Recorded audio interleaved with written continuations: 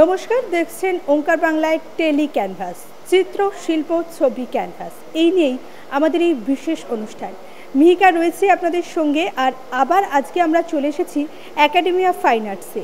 এই মুহূর্তে আমরা দাঁড়িয়ে রয়েছে একাডেমি অফ ফাইন আর্টসের সেন্ট্রাল গ্যালারিতে। এখানে চলছে একজন শিল্পী যাদের নাম হচ্ছে প্রান্তিক গ্রুপ অফ আর্টিস্ট, তাদের একটা বিশেষ চিত্র প্রদর্শনী। এই যে প্রান্তিক গ্রুপ অফ আর্টিস্ট, এনাদের একটা অন্যতম বৈশিষ্ট্য হচ্ছে এনারা কেউ কলকাতায় বর্ন বট আপ আর্টিস্ট নন। এনারা সবাই বাংলার বিভিন্ন গ্রাম থেকে উঠে আসা শিল্পী, যারা একজোট হয়ে এসে কলকাতার মতো একটা মেট্রোপলিটন শহরের বুকে সফলভাবে শিল্পকর্ম করছেন এবং সফলভাবে প্রদর্শনী করছেন। তাদের এক একজনের পিছনের গল্প এক এক রকম, এক একজনের আর্টিস্ট হয়ে ওঠার গল্প এক এক রকম, এবং প্রত্যেকের শিল্পের ধরন, প্রত্যেকের শিল্পকলা, প্রত্যেকের আর্টের স্টাইল একেবারে আলাদা। শুধু এই নয়, এনারা কিন্তু প্রত্যেকে আলাদা আলাদা প্রফেশনের সাথেও যুক্ত। আজকে এনাদের সাথেই আমাদের এই বিশেষ এপিসোড। আর্টিস্টদের সঙ্গে আমরা সরাসরি কথা বলে নেব। আমাদের সঙ্গে রয়েছেন এই মুহূর্তে এই গ্রুপের অন্যতম একজন সিনিয়র শিল্পী সুজয় সাধুকা। সুজয়বাবু, ওঙ্কার বাংলার পর্দায় আপনাকে স্বাগত। প্রথমেই যে প্রশ্নটা করব সেটা হচ্ছে, আপনার কাজগুলোর মধ্যে খুব অন্যরকম একটা কালার মিক্সিং দেখছি, তো এই মিডিয়ামটাকে কি বল? এটাকে আমরা বলি টেম্পারা। যে মাটির রং পাওয়া যায় না, যে আগে ঠাকুরের গায়ে লাগানো হতো, ওই রংটাই আর বাইন্ডার আঠা দিয়ে আমরা লাগিয়ে এই পেন্টিংটা তৈরি করেছি। মোটামুটি টেম্পারার কাজ কতদিন ধরে করছেন? দীর্ঘদিন ধরেই আমি কাজ করছি। কলেজের সময় পড়াকালীন করেছি, তারপরে অয়েলের প্রতি একটু আকৃষ্ট হয়েছিলাম, অ্যাক্রিলিক করেছি, ওটা আবার টেম্পারাতে ফিরে এসেছি। দীর্ঘদিন ধরে কাজটা করছি আর কি, প্রায় 20-22 বছর তো বটে। হঠাৎ করে টেম্পারাকে মিডিয়াম হিসাবে বেছে নেওয়ার মেন কারণটা কি? আসলে আমরা গ্রুপটার নাম দেখে বুঝতে পারছেন যে আমরা প্রান্তিক মানুষ। এবার আমরা শহরে ধাঁচটা আমাদের অত বেশি নেই, আমরা গ্রামে থাকি। গ্রামে মাটির জিনিস দিয়েই আমরা আমাদের বেড়ে উঠেছি। সেই মাটির একটা রং আর্ট কালার, সেই আর্ট কালারটাকে আমি আমার পেন্টিংয়ে ব্যবহার করেছি। আচ্ছা, আপনার ছবিগুলোর মধ্যে আমি প্রচণ্ডভাবে সাপ দেখতে পাচ্ছি, তো এই পার্টিকুলার এই জীবটার প্রতি আপনার এত ইন্টারেস্টের কারণটা কি? সাপ, আমরা সাপকে অনেক রকমভাবে দেখি, প্রতীক হিসেবে দেখি, যোগের প্রতীক হিসেবে দেখি। মূলত আমার ছবিগুলো হচ্ছে ভারতীয় যে আধ্যাত্মিকবাদ, সেই আধ্যাত্মিকতার উপরে নির্ভর করে। যেখানে যোগ, যে স্বামী বিবেকানন্দ বলেছেন যোগের কথা, তার একটা সিম্বল আছে, সেখানেও একটা সাপ আঁকা আছে। এটা যোগের প্রতীক হিসেবে আমি ম্যাক্সিমাম জায়গায় দেখিয়েছি, এবং সেইটার সঙ্গে আধুনিক যে সময়, আমাদের যে সময়টা চলছে, সেইগুলো এখানে ধরার জন্য আমি সাপটাকে ব্যবহার করেছি। এবং গ্রাম বাংলায় সাপ তো সবসময় দেখাই যায়, হ্যাঁ, এবং আমার বাড়িতে অনেকবার সাপ ঢুকেছে। আচ্ছা, এক্ষুনি আপনি একটা কথা বললেন, এই যে গ্রামের ছেলে কলকাতায় এসে শিল্পী হিসেবে কাজ করতে শুরু করলো, এই অভিজ্ঞতাটা কেমন ছিল? ভীষণই ভালো লাগে। এই যে আমরা গ্রাম থেকে ওখানে উঠে এসেছি, তার জন্য অহংকার টহংকার কিছু নেই, ভালো লাগে। আমার কলকাতারও বন্ধুরা আছে, তারাও ভালো কাজ করে, বিভিন্ন প্রান্তে যারা আছে তারা সবাই ভালো কাজ করে, আমরা তাদের সঙ্গে সামিল হয়েছি মাত্র। ভালো লাগে কলকাতায় আসতে। আচ্ছা, সব ছবির ভেতরেই তো একটা সুন্দর গল্প থাকে, শিল্পীর মনের মাধুরী মিশে থাকে, তো আপনার ছবিগুলো নিয়ে একটু গল্প শুনবো। আমি মূলত এই যে ভক্তি ধর্ম, সেখানের উপরে একটু কাজ করি। এই ছবির মধ্যে সেরকম আছে, একজন সাধক, তার তো অনেক সমস্যা হয়, এটা সাধনা করতে করতে দেখা যাচ্ছে সে নানান রকম সমস্যার সম্মুখীন হয়। তার গুরুদেব আছে, তিনি তাকে সেগুলো পার করে দেন। এই তার কিছু যে সমস্যাগুলো থাকে, সেই সমস্যাগুলো এই ছবির মধ্যে আমি ফুটিয়ে তুলেছি। যেমন এখানে এক সাধক, তাকে একটা পর্দার আড়ালে আটকে দেওয়া হয়েছে, মানে সাধনা করতে গেলে লোকালয়ে হয় না, একটা নিভৃত জায়গা দরকার, যেখানে বলে ঘরে মনে কোণে, এই 3 জায়গায় সাধনা করতে হয়। সেই রকম দিয়ে এই ছবিটা আমার করা রয়েছে। আচ্ছা, এই ছবিটাতে দেখতে পাচ্ছি পঞ্চমুখী সাপ, এবং প্রতিটা সাপের কপালে তিলক রয়েছে, এই গল্পটা যে যোগ যারা প্র্যাকটিস করে তাদের যে সমস্যাগুলো হয়, সে একই গল্পের মতো এটা, কিন্তু এইখানে সে এই জায়গায় যে রূপটা রয়েছে, সে সব কিছুকে ঝেড়ে ফেলে দিয়েছে, নিজে বেরিয়ে এসছে, তার সাধনার ফল সে পেয়েছে, এটা এখানে সেটা বোঝা যাচ্ছে। কিন্তু এবার আরেকটু যদি আমরা সমাজের জীবনে ঢুকি, এরকম পঞ্চমুখী জীব আমাদের সমাজে অহরহ ঘুরে বেড়াচ্ছে, তাদের থেকে সবাই সাবধান হয় ভালো।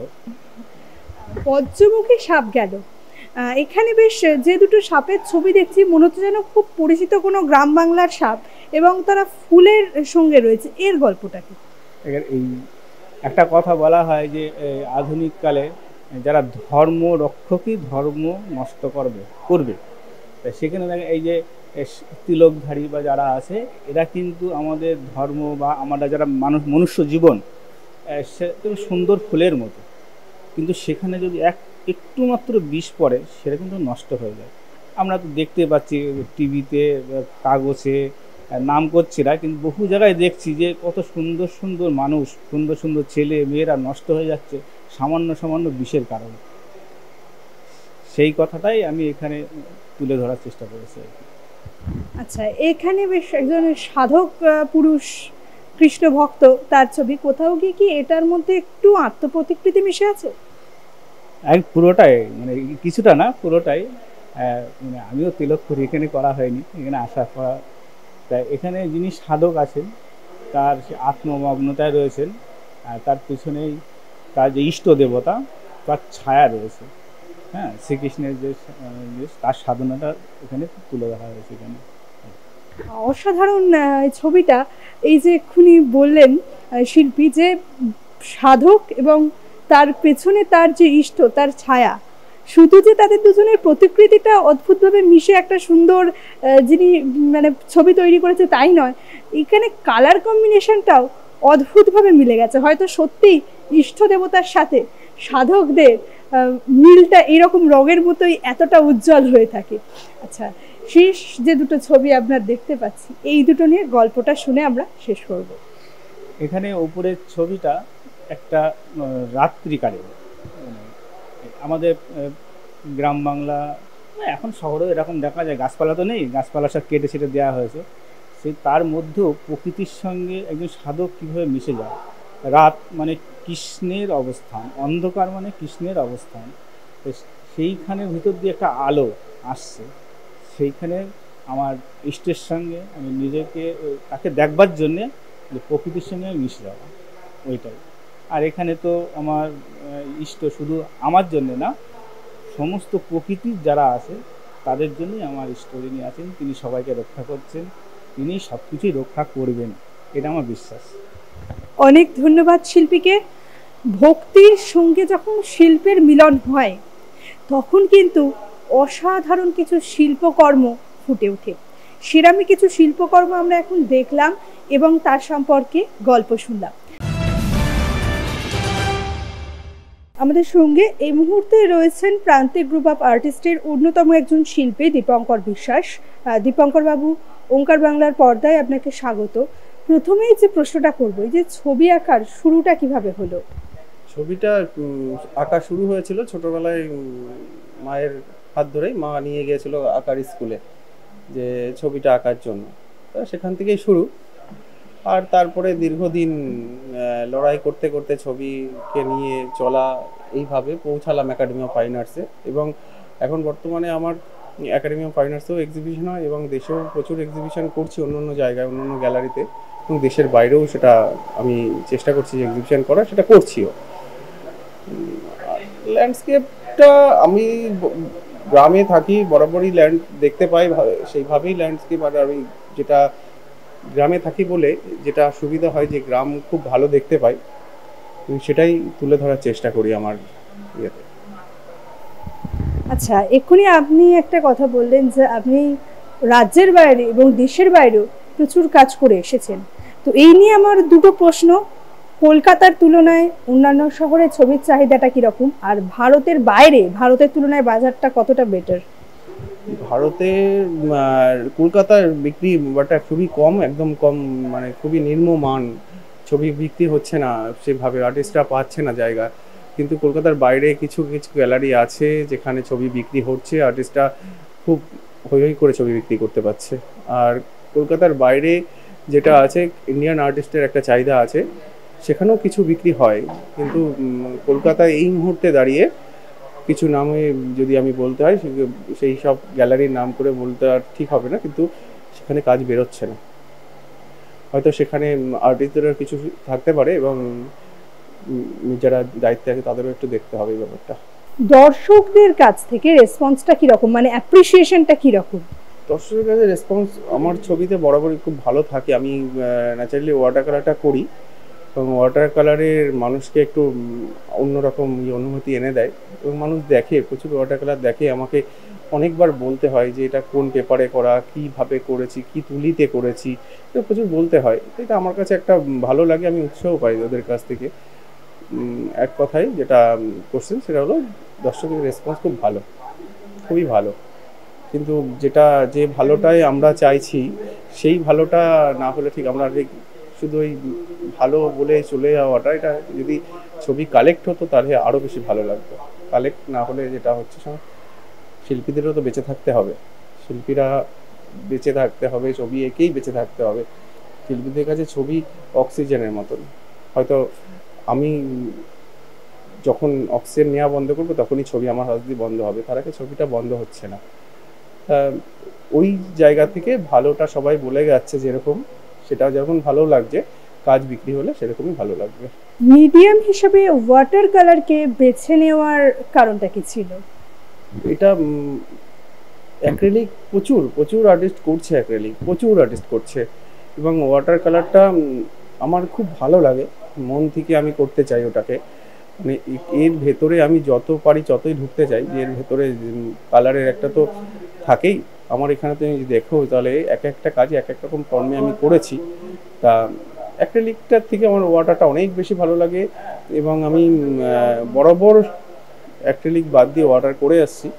অ্যাক্রিলিক খুব কম সংখ্যক, সারা বছরে যদি আমি 100 কাজ করি, 100 কাজের ভেতরে আমার 90টা ওয়াটার কালার থাকে, তা 10টাতে আলাদা মিডিয়াম থাকেই।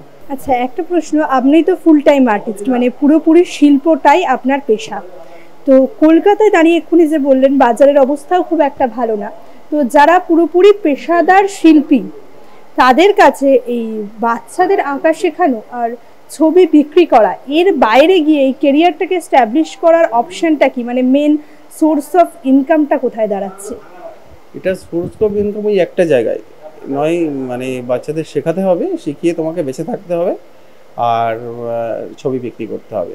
এছাড়া সোর্স অফ ইনকাম আর্টিস্টদের কাছে হয় না। আর্টিস্টরা পারবে না কাউকে ঠকাতে, সব থেকে বড়ো ব্যাপার। আর্টিস্টরা যারা সেজে শিল্পী হয়ে ঘুরে বেড়াচ্ছে, মানে একটা কথাই আছে যে শিল্পী সাজাটা খুব সোজা, কিন্তু শিল্পী হওয়া খুব কঠিন। তা যারা সেজে ঘুরে বেড়াচ্ছে তারা ঠকাতে পারবে, আর যারা সেজে ঘুরে বেড়াচ্ছে না তারা ঠকাতে পারবে না। তা সেখানে ওই জায়গাটা এস্টাবলিশড হওয়াটা খুবই ডিফিকাল্ট। তারা একমাত্র বাচ্চাদের কাছ থেকে ছবি আঁকা শিখিয়ে যে উপার্জন করে, সেই দিয়ে তাদের চলে, আর তাদের সেই দিয়েই হয়তো এই পরবর্তী টাইমগুলোকে ছবি আঁকার চিন্তা ভাবনাটা করে।